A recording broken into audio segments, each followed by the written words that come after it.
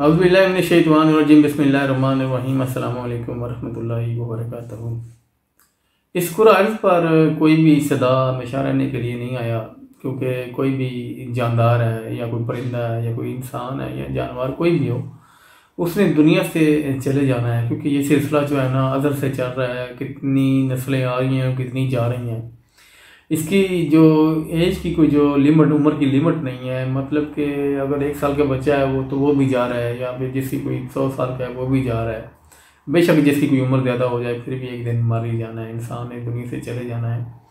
अच्छा, इंसान जो है ना, क्योंकि मैं तो कहता हूँ कि इंसान अशरफुल मखलूक़ात है। इंसान को सोच सकता है कि वो बहुत सी कोशिश करता है कि मैं दुनिया से ना जाऊँ, जितनी मर्जी वो कोशिश कर ले, चाहे वो इतना इल्म हासिल कर ले या अपनी ज़िंदगी को इस काबिल बना ले कि मैंने जो है ना मेडिकल तौर पर अपने आप को ज़िंदा रखना है। वो ऐसा नहीं कर सकेगा, क्योंकि ऐसे एक नए दिन उसने जो है दुनिया से चले जाना। बड़े बड़े लोग आए, बड़े बड़े फ़िलासफ़र आए, साइंसदान आए, उन्होंने भी वो भी इस दुनिया से चले गए हैं। और उसके अलावा कोई भी जानदार हो, आखिर एक ना एक दिन जो है ना दुनिया छोड़ के चले जाना है।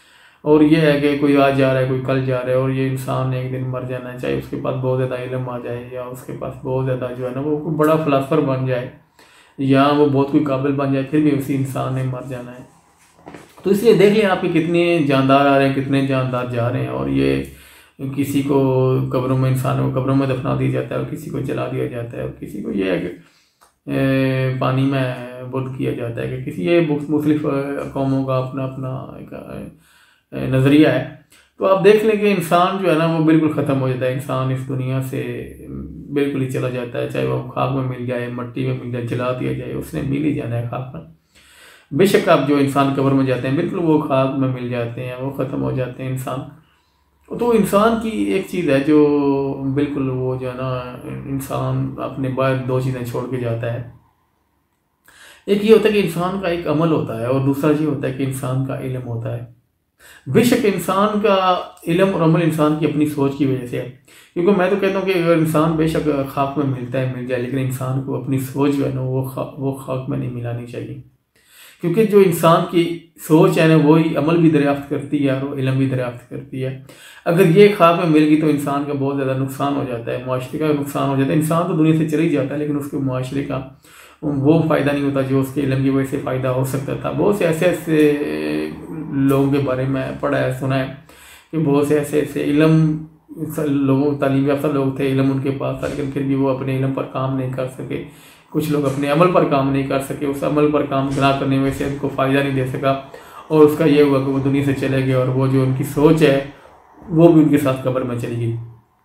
तो बेशक इंसान अगर दुनिया से जाता है, अगर उसका इल्म बाहर रह जाए या अमल बाहर रह जाए, तो इंसान को बहुत ज़्यादा फ़ायदा दे सकता है। जैसे इस्लाम में देख लें कि आप है कि सदका जारिया की, एक अमल को सदका जारिया कहा जाता है। जैसे बहुत बड़ी मिसाल है हमारे लिए, अब्दुल क़ादिर रिज़वी साहब, उन्होंने बहुत अपनी सोच के ज़रिए देखो कितना बड़ा एक निज़ाम खड़ा कर दिया है उसका फलाही इदारे का।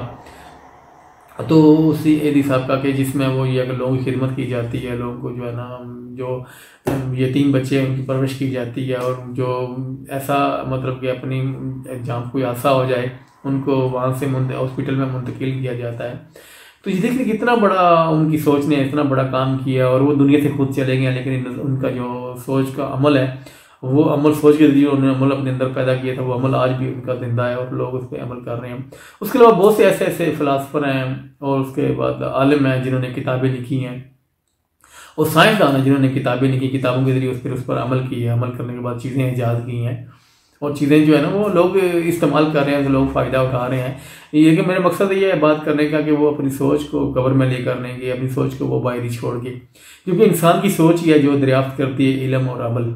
क्योंकि आप देख लें कि एडिसन है, उसने कितना बड़ा मतलब कि 50-60 के करीब, सुना है, मैं गलती करता होगी तो माफ़ी चाहता हूँ, कि उसने 50 या 60 के करीब चीज़ें जो है ना उसने दरियाफ्त की हैं। मतलब पहले उसने इल्म दरियाफ्त किया, इल्म के बाद उसने एक्सपेरिमेंट किए, तजर्बे किए और चीज़ें बना दी। अब तक बल्ब हमारे सामने है, इलेक्ट्रिसिटी है, टेस्ला है उसने किया है, उसके अलावा एडिसन ने ये इलेक्ट्रिसिटी के बारे में, ये बल्ब है, बहुत सी चीज़ें उसने दरियाफ्त की है। लेकिन मैं नहीं जानता, नॉलेज में नहीं है मेरे, लेकिन जो है कि मैं एक मिसाल देना चाहता हूँ कि वो अपनी सोच की वजह से आज भी जिंदा है। उसने अपनी सोच पे काम किया, और सोच पे काम किया, यानी कि इस काबिल बनाया उसने खुद को और अपनी सोच को कि मैं कुछ चीज़ें ऐसी बना जाऊँ जो इंसानों के काम आ जाए। और ये है कि उसने ये नहीं सोचा था कि मुझे याद रखा जाए या ना, लेकिन उसने ये सोचा जाए कि इंसानों के काम आएगी और मैं ऐसा एक्सपेरिमेंट करूँगा, ऐसा तजर्बा करूँगा जिससे लोगों को फ़ायदा पहुँचे। उससे उससे असल ये है कि खुद वो चला गया, खुद वो कब्र में चला गया, मट्टी में चला गया, लेकिन ये है उसकी सोच आज भी बाहर पड़ी हुई है कब्र से। और मैं तो कहता हूँ काबिल इंसान वही है जो अपनी सोच को बाहर छोड़ के जाता है। बेशक इंसान अपना जिस्म चला जाता है, इंसान का चला जाए, लेकिन इंसान को अपनी सोच जो है कोशिश करनी चाहिए वो कब्र से बाहर छोड़ जाए। जब इंसान सोच कब्र से बाहर, दो चीज़ों की वजह से जो है ना वो बाहर रह सकती है, या इल्म तो या फिर अमल। अमल अच्छा हो और इल्म मुफीद हो जिससे इंसानियत को फ़ायदा हो। तो आप कोशिश कर सकते हैं बेहतर से बेहतर कि आप जो है ना अपने मतलब कि अपने लोगों के लिए, अपने माशरे के लिए, बल्कि कुछ तो ऐसे ऐसे आलम हैं जो अपनी पूरी दुनिया के लिए उन्होंने फ़ायदा दिया है। जैसे लोगों ने जहाज़ बनाया, पहले उसको इल्म दरियाफ्त किया, फिर तजर्बा किया, फिर उसके बाद इलेक्ट्रिसिटी है, उसके बाद और बहुत सी चीज़ें, मोबाइल है, कंप्यूटर है, क्योंकि पहले इल्म दरियाफ्त किया, उसके बाद उस पर अमल किया। लेकिन वो ये कि उनकी सोच जो है वो अभी तक जिंदा है और खुद वो चले गए हैं। इंसान की सोच बहुत ज़्यादा कीमती है। बेशक इंसान खुद बड़ा कीमती है, लेकिन उसकी सोच उससे सब, क्योंकि इंसान को कीमती तो उसकी सोच ही बनाती है। अगर आपने अपनी सोच को कीमती बनाना है तो आपने कुछ चीज़ों पर ऐसा अमल करना है जिससे आप जिंदा रह सकें, आपने इल्म के ज़रिए और अपने अमल के ज़रिए। क्योंकि अगर आप जो है ना एक इल्म दरियाफ्त करते हैं तो उसके साथ अमल खुद आ जाता है, क्योंकि इल्म के ऊपर ही अमल होता है। अगर इल्म पर अमल नहीं होगा तो फिर वो चीज़ें कैसे बनेगी, कैसे दरियाफ्त होगी। तो इसके लिए चाहे आप मुफीद इल्म छोड़ें, चाहे मुफीद अमल छोड़ें, ये आपको फ़ायदा देगा। क्योंकि एक तो आपकी सोच ज़िंदा रहेगी, और सोच ज़िंदा उन लोगों की रहती है जो कोशिश करते हैं, मेहनत करते हैं, अपनी सोच की तामीर करते हैं। क्योंकि जिस्म ने तो मट्टी में मिल जाना है, लेकिन कोशिश करें कि आप अपनी सोच को अपनी कब्र से बाहर छोड़ कर जाएं। जब आपकी सोच कब्र से बाहर रहेगी तो आपकी सोच जो है ना वो मट्टी में नहीं मिलेगी। और क्योंकि जिस्म तो मट्टी में मिल जाना है, लेकिन अपनी सोच को कभी भी मिट्टी में नहीं मिलने देना चाहिए। क्योंकि इंसान की सोच की बहुत बड़ी, मैं तो कहता हूँ सबसे बड़ी ताकत इंसान की आई सोच। और अगर ये तामीर हो जाए, इंसान को कमाल तक पहुँचा सकती है, इंसान को इतना काबिल बना सकती है कि वो इंसान को मरने के बाद भी ज़िंदा रखे।